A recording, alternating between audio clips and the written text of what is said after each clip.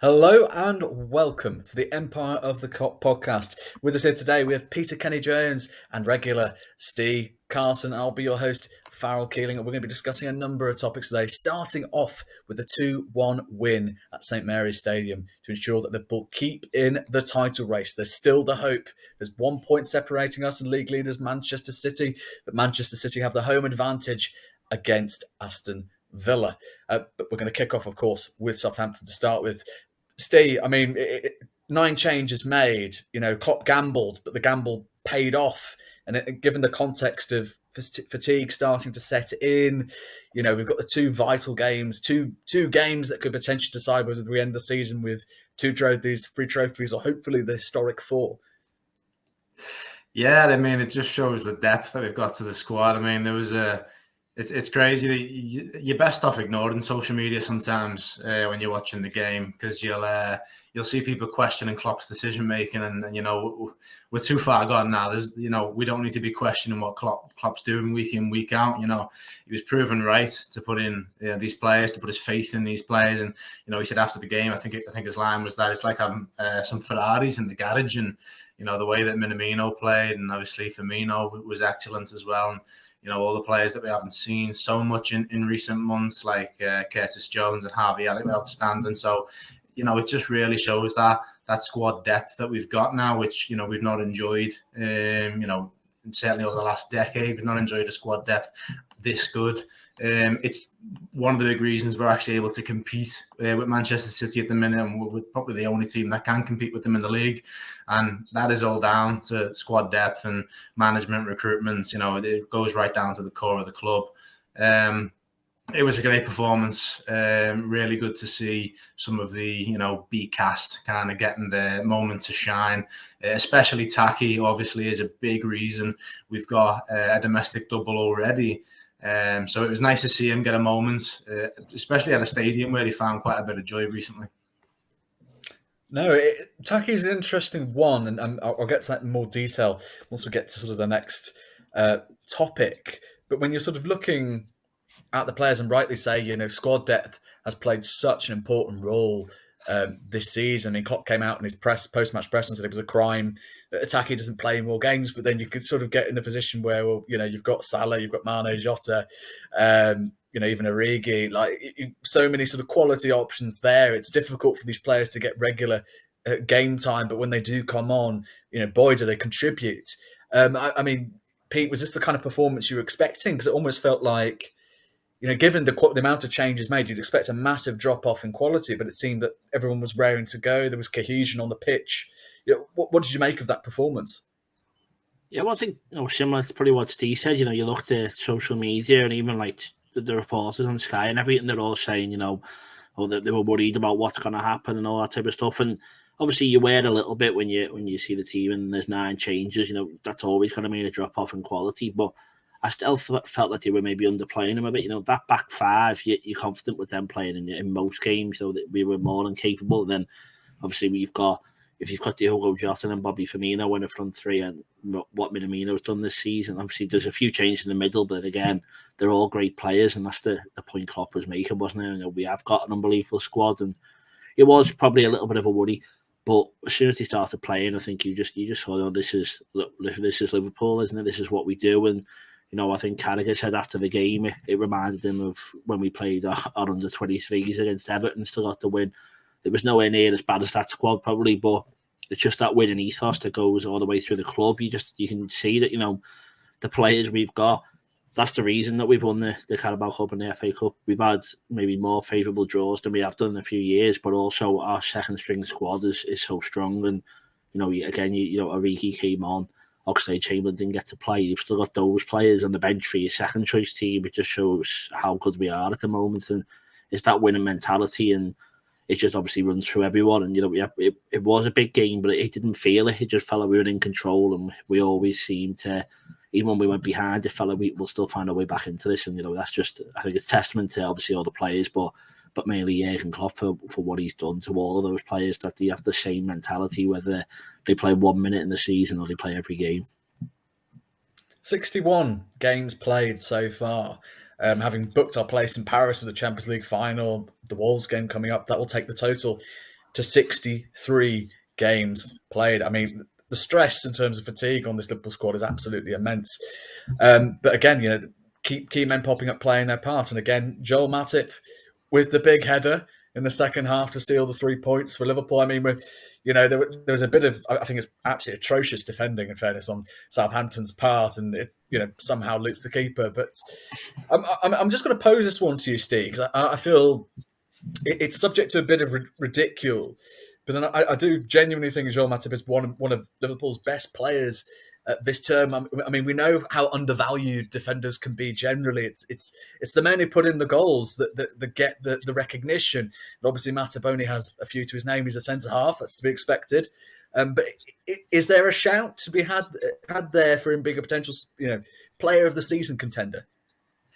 Yeah, the Redmen TV posed this question on Twitter a couple of days ago. I think it might have been immediately after the game, in fact. And yeah, they asked for your top 3 players that you'd put forward for, player of the season for Liverpool.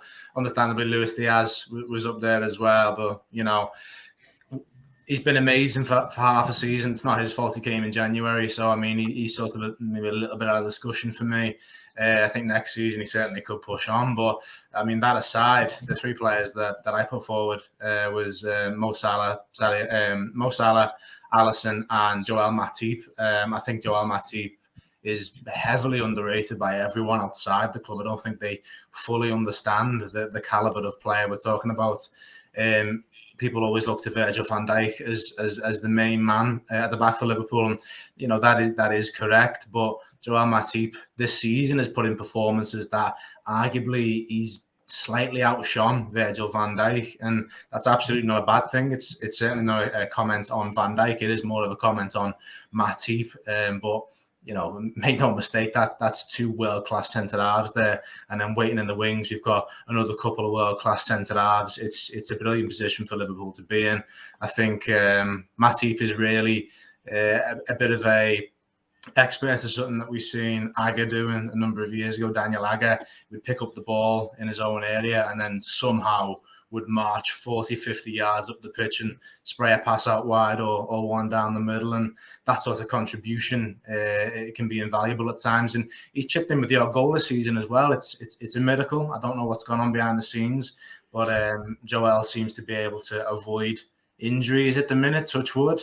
He's stringing together a fantastic season, and I think he's definitely in the conversation. It's a bittersweet position to be in that you've got Mo Salah and Alisson as your teammates when those 2 players have put in, performances throughout the year that would put them in conversation with the Ballon d'Or, which obviously Sadio Mane would be up there as well. And it's a great position for the Liverpool fans to be in, that we don't really know who our best player of the year is because there's just been so many outstanding players, whereas obviously in previous years, it's obviously been Gerrard, it's obviously been Torres, it's obviously been Suarez. We've got a squad full of these players now, and it's brilliant. Yeah, Matip is definitely, in my opinion anyway, in the running for that kind of accolade. He's certainly been an outstanding defender for us this year. Absolutely. I mean, it's definitely the beauty of this Liverpool squad, but then again, we do have to also appreciate the players on the fringes. Prime amongst them, of course, being that of Divock Origi, and we'll get to him momentarily. But I believe it is that time of the podcast.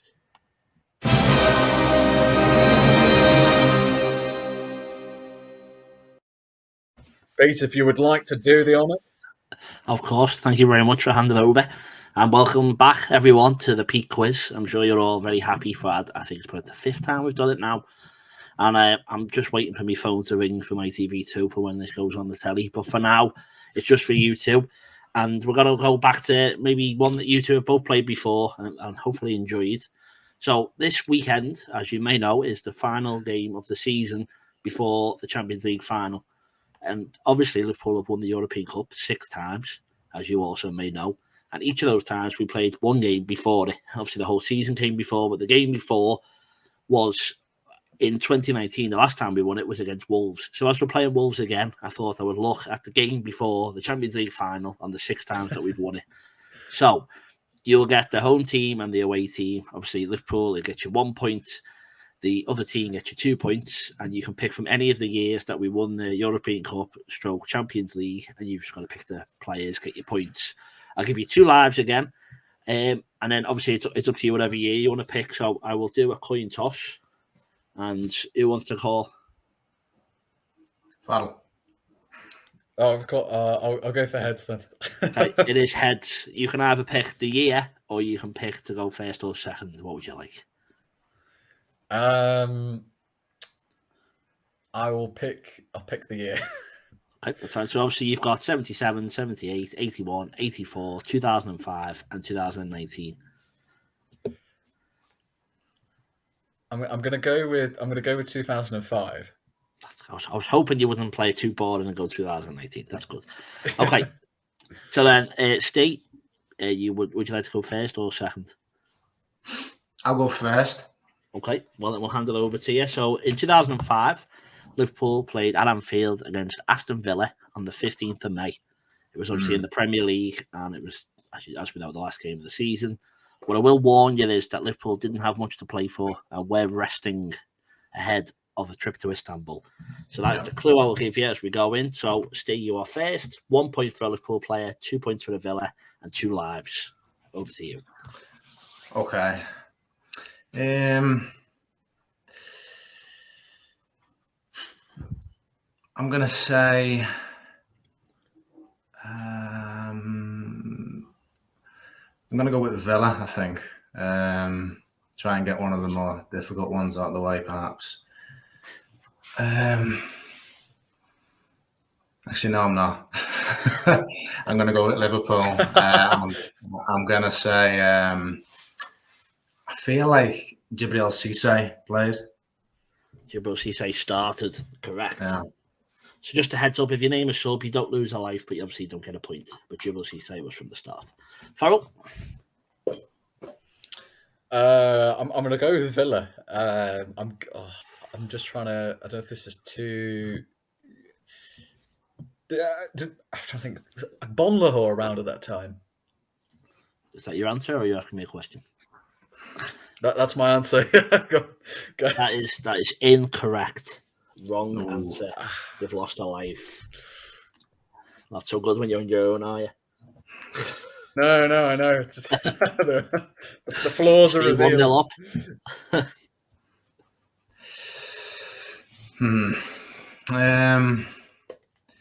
I don't remember us having particularly strong depth at left back, so I'm going to say John Arisa. John Arisa did start. Correct. Well done. That's 2 for Steve. Farrell, your second guess. Just warn you, if you get it wrong, you are out. Oh, this could be embarrassing, couldn't it? A lot of hard work to waste if you get this wrong. I know.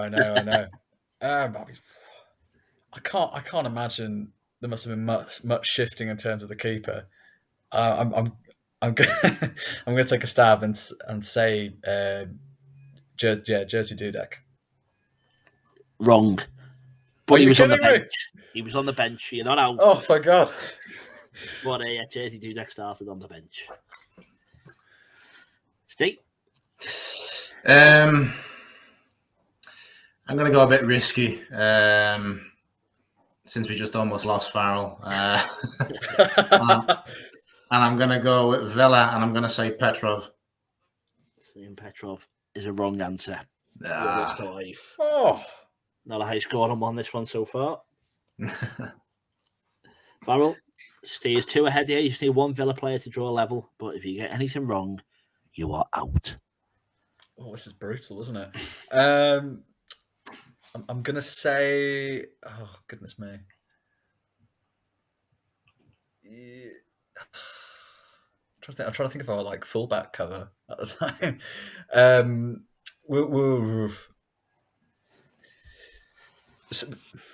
Steve Finnan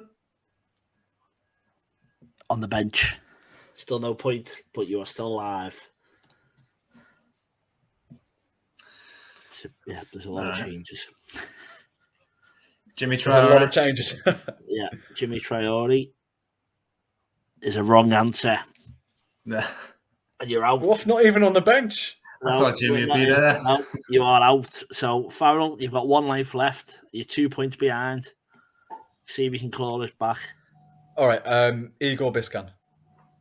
Igor Biscan started correct. 1 point. Staying on you. The state has been eliminated. I want to Milan Barros. Milan Barros was on the bench. No point. I'm trying to think. Oh, my. Oh, it's tense. I'm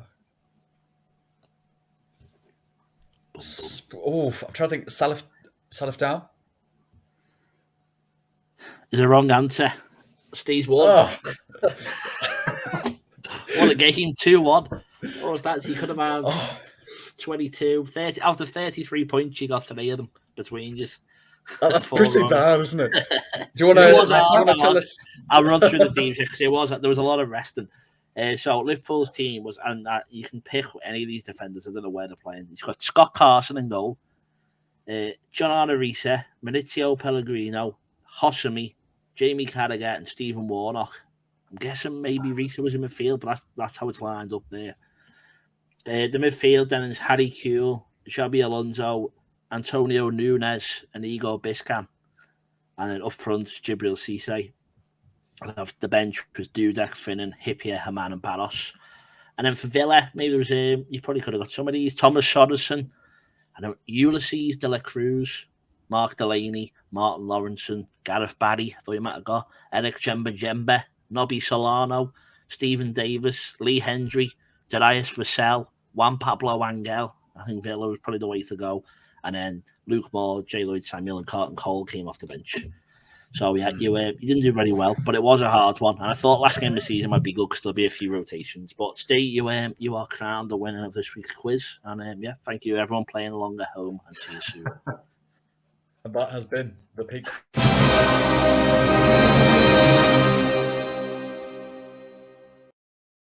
Bit of a low score. Has to be said. But you know, we'll move swiftly onwards. I think there's a lesson to be learned there. I mean, back on the topic, of course, of Liverpool's backup options, a man who is certainly not obscure, and that is, of course, Divock Origi. It has been confirmed. These agreed personal terms with AC Milan. Medical is pending. Will take place after the Champions League final. Pete, I mean, you've sang the man's praises many a time, and rightly so. You know, certainly this season, compared especially to the prior season, in which I think him and Shaqiri came under a lot of fire for their contributions off the bench. But it's been a completely different story this term. Is this a player that we sort of seriously need to respect in terms of seeking a replacement, or do you feel that there's a replacement potentially in the squad that we can sort of look to? Yeah, well, I think obviously, firstly, I've never been shy at admitting that I love Divock Origi, and I'll obviously be very gutted to see him go. And I think what he's done for this club has been amazing. You know, I think it's a bit like what we just said with Joel Matip. You know, they're almost like comically viewed, and I don't know why they're cult heroes, aren't they? And you just like you look at them and they just make you smile, and maybe that's why you don't respect them as much as they should do. Because from everything he's done has been amazing. I think I've said before, you know, what he could do in the dressing room, where he could kick off and say, you know, every time you play me, I score and I do stuff. He doesn't seem to do it. He just, from what everyone says, he gets his head down, he works hard, and that's the type of players you want. I would say that we need to replace him, but you know, we've seen that start with Minamino this season. You know, I think he's 10 shots on target, 9 goals, or 11 shots, 10 goals. And he's just, every time we've called upon him, he's delivered and done it in the cup. So maybe to an extent we have replaced him, and maybe it was telling that's why Klopp played him against Southampton. Obviously, if we keep all the front five that we've got now, you know, having Minamino as the sixth choice definitely isn't a bad option. And maybe we get in a kid, or you know, someone comes through. Maybe Harvey Elliott goes up there.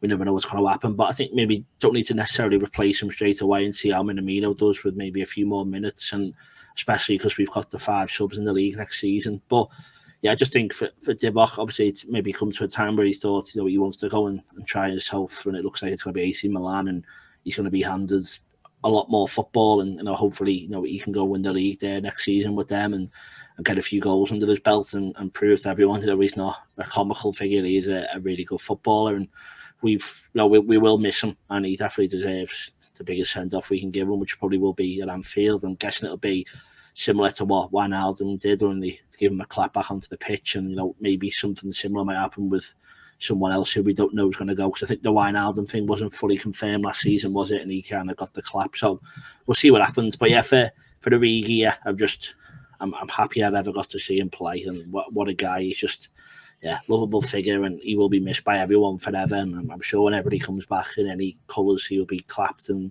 welcome back forever. I mean, some appreciation from Anfield is certainly the absolute least he deserves, given his vital contributions over the years. We speak about it all the time, and of course, but that magical comeback against Barcelona certainly sticks out in the memory. And of course, I mean, he scored in the Champions League final.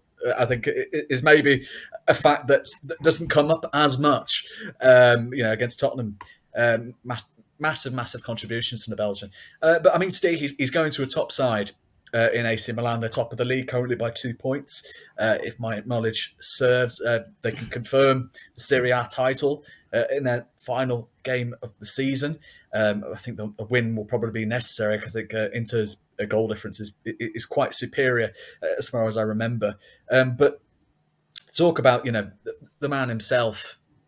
I mean, what does Origi mean to you, sort of specifically, and how do you sort of do you agree with Pete? Do you sort of feel that potentially Minamino could sort of fill that slot, especially when we're looking we're having 5 subs being brought in, so the Liverpool's depth can really come to the fore?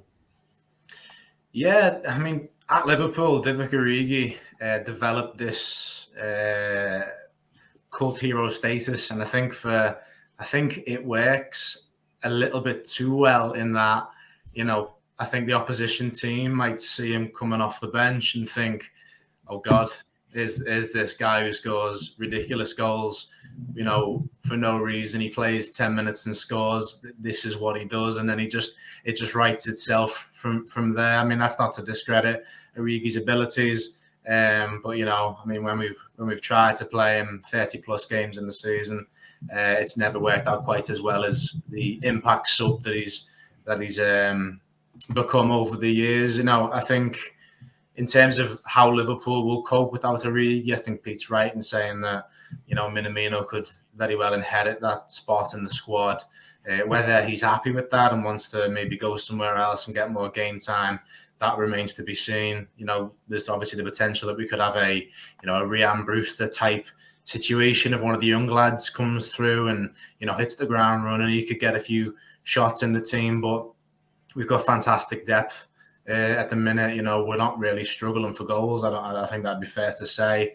Origi is part of that, so hopefully, if you can sit down with Taki and say, next year you'll get your games plus Divock's games if you stick around. I mean, I think that would be a great solution for the squad. I'd like to see him get a send-off like Wijnaldum did, as Pete said. I think that would be, necessary because of the role that he's played at the club. He's got that cult hero status that other players at the club have enjoyed, and he's won so much more than some of these, these players in the past. He's a genuine Anfield hero, and that's how to be remembered at the club. And like Pete said, he'll come back with another team, maybe it's AC Milan.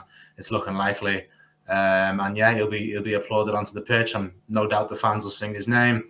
That might slow down if he scores against us, mind you, but the respect will always be there for Divock Origi. Going over to Milan, it seemed pretty certain that that's where he's going to go. I believe it's Fabrizio Romano who's been saying this, Sky Italia effectively. So it's almost done. I think you could probably guarantee that's where he'll be next season. Makes sense. They've got 2 aging strikers in Giroud and Ibrahimovic. So yeah, it makes sense for them, makes sense for Origi. He's good enough to be starting for one of the best teams in Europe, and that's what AC Milan are these days, back where they belong at the top. And yeah, I mean, we might even see the Divock Origi that joined us when he was only 19, 20 years of age, and he put in a few shifts on the left wing because the depth up there for Milan isn't that great. He could come in, give Leao a bit of a break on the left. So yeah, I think it's a good move for everyone involved, and it's just a natural progression at this point for Divock Origi's career. No, absolutely. We just had a comment come through on old Divock. I heard Divock knew Everton were going down, so thought there's no point in staying. Comes from Tommy Jones. We'll certainly have to see what happens with that relegation battle at the bottom of the table. But I'm sure if Everton do stay up, they'll be glad to see the back of Divock Origi. But of course, every single Liverpool fan will be very, very sad to see him go. But we may get a chance to see him on the final day of the season. We face Wolves at Anfield. It's a perfect send-off. Obviously we have to prioritise the result there because 3 points and a result on Villa's end could mean the title goes in our favour, and that's our third piece of silverware sorted before we face Madrid in the Champions League final in May. Pete, I'm going to start you off here. What are you feeling about this tie? Because if it was at Villa Park, you could almost sort of go, okay, this could, not reasonably, but there's a good sort of chance here. Steven Gerrard, the aura of Steven Gerrard. This is a big moment for him to sort of turn the title race in Liverpool's favour. But it's going to be at the Etihad, and of course, we can't discount the fact that Aston Villa do, of course, play Burnley today before they face Manchester City on Sunday. Yeah, I think, it's your heart versus your head. I think that's what everyone's in at the moment. If you're a Hollywood scriptwriter, we know what's going to happen, don't we? Gerrard's going to win the league title for us after, the one trophy he didn't win, and Coutinho, Danny Ings going to have a part to play.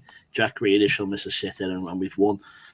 And you know what? It's unlikely, but if it happens, I've just called it. So then I look good. And if it doesn't happen, I'll be upset anyway, and who cares? So why not just predict that we are going to win the league?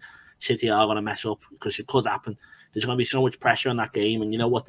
Their whole ethos is about going forward, scoring the first 20 minutes. Surely everyone knows that. And we always said everyone seems to lie down and just roll over for them. I think Villa possibly could put a good defence up. We had it at Anfield against them. They were hard to break down. And if they put 10 men behind the ball, try and get it maybe to half time and just see what happens. So I think West Ham obviously showed last week that they do have frailties at the back, and we'll see what happens. It's exciting because we can still win the league. We've got 2 games left this season, as you said. A quadruple's still on, no matter what.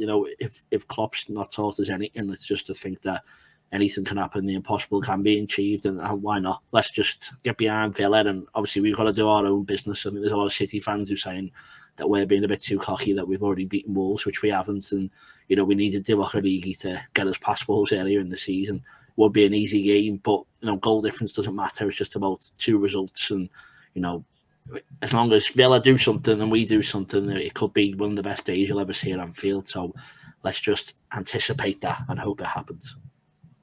No, absolutely well said. It's been backed up by Darren as well in the comments. Whatever happens, it's been an incredible campaign, and I'm thoroughly enjoying it. Steve, we've been absolutely spoiled. We've already won the 2 domestic cups. We could potentially win at least a treble if we do win in Paris. So, that's that in itself. You would have shaken for that, I think, for those 3 trophies. Obviously, now that we're here and we're presented with, a potential slice of history in the form of the quadruple, it's worth playing for. I think the thing that's certainly perhaps in our favour is the fact that Aston Villa just need a result of any kind. A draw will do, provided that Liverpool can go and beat Wolves at Anfield. Is that in mind? Are you thinking impossible, possible? Where do you sort of stand in a divide? Come on, Steve. You've got to listen to Jurgen Klopp. It's not impossible. Nothing's impossible. It's what the club's shown over the years. Ultimately, the fate, it's not in our hands. We have to just do our job. We have to go win our games, and then it's up to Man City to slip up. And they've shown this season that they're not unflappable. They've had games where it looked all but done, and they got undone. They got knocked out of Champions League in a similar manner. Now, obviously, you can't compare the quality of Real Madrid to Aston Villa. That goes without saying. But, Aston Villa aren't a weak side. Pete said before, they were quite difficult to break down for even us. And, you've got to think if they can cause a problem to us, they can cause a problem to City. And, I go into the game with a little bit of I go into all of the last few games with a bit of optimism, but as Darryl put it there on the Facebook comments, it's a fantastic season, regardless of what happens at Man City. If we go down to last game of the season and it goes City's way, at the end of the day, this team has carved out a title race from a position where no other team would have been able to claw back quite as many points as we did. Jurgen Klopp has made this a title race. City were running away with it, and it's now at a point where final day of the season we could snatch the title away from Man City, and it would be beautiful. Like Pete said there, if you're a Hollywood script writer, you know what's going to happen. You'd probably even bank on Gerrard substituting himself once, take the winning penalty in the 90th minute. I wouldn't put it past him being that's what he wants to do. He's probably dreaming about this kind of thing. But at the end of the day, you've got to approach it with a bit of optimism. We do our jobs. We win our games. We win our remaining games. It's the minimum of a treble, which includes the Champions League, the FA Cup, the League Cup. It's an unbelievable season no matter what happens. And that send-off at Anfield before the lads go to Paris, that's what it's all about. We'll have done our job. The lads have made us proud no matter what. And, we've already got a double alone of the FA Cup, and the League Cup is sensational. Add the Champions League to it, hilarious.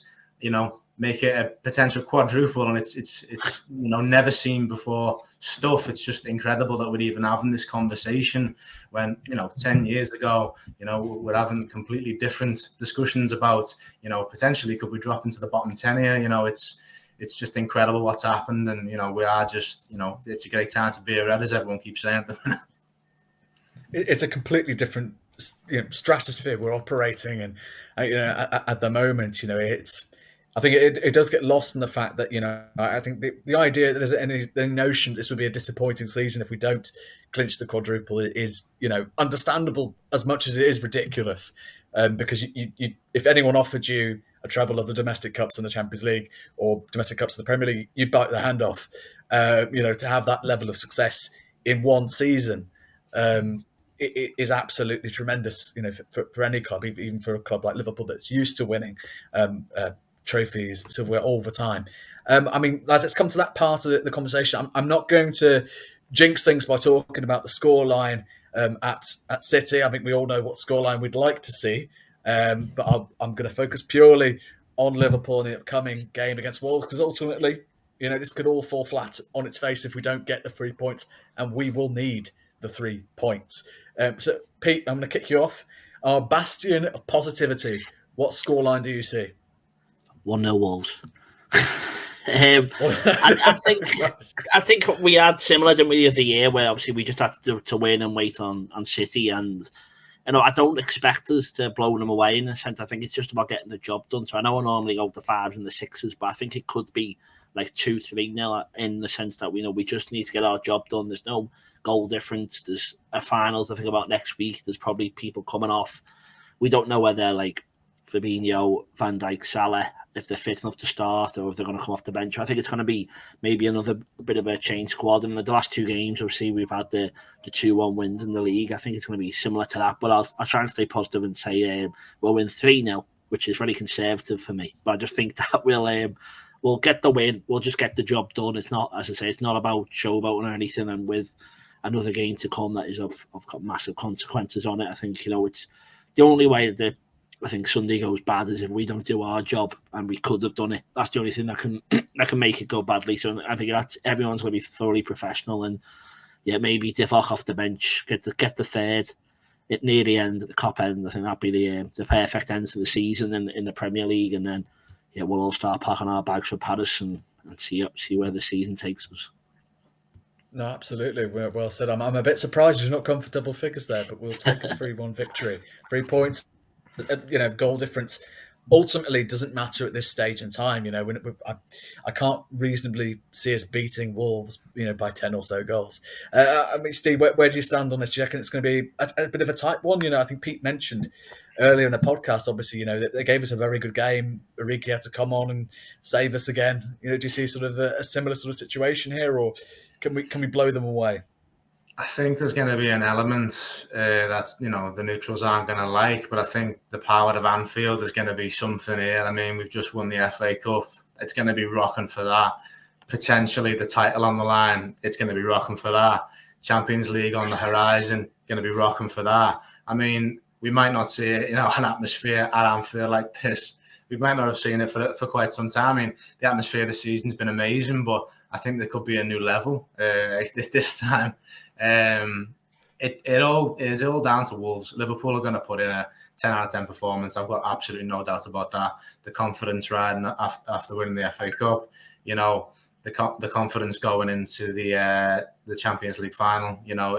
This team's going to be feeling fantastic, and the fans are going to be right up for it. They're going to want to send the team off to Paris in good spirits. There's going to be that. Obviously, at the end of the game, they're going to do a lap around the pitch. As Jazz's tradition. So I think just all these things is just, we're still fighting for something. It's not going to be a straightforward game. Wolves are a good outfit. There's no denying that. But I don't see a tight 2-1. But I don't really see us blowing them away. Like you say, Fred, I don't really see it being like a big score for us. I think it's going to be a confident and sort of professional 3-1 win to Liverpool, but I can see us dominating large portions of the game. Maybe just letting it slip for 10 minutes, and then Wolves will have that potency to get a goal and punish us a little bit. Maybe scare us a little bit. But I think it's going to be a great occasion for the lads, and we're going to finish the season strong. Certainly so. I think. I think it'll be tight, but I don't know if it'll be tight purely because of that late sort of consolation goal from Wolves and a 2-1 finish. I think I'm probably more leaning towards that than when I was initially sort of standing. I think it's your positivity. It's all rubbing off on me. But yeah, 3 points is the objective, no matter how it happens, whether it's a 90-minute Divock Origi winner or blowing the Wolves away to the tune of 4 or 5 goals. We will take whatever. 3 points is needed, and then praying for results from Aston Villa and Steven Gerrard's men side. What better way to finish the season and have that lap of honour knowing that you are Premier League champions going into the Champions League final in Paris at the end of May. I personally couldn't think of a better way to end the season or a better way to end this podcast. This has been Steve Carson, Peter Kenny-Jones, and I've been your host, Farrell Keeling.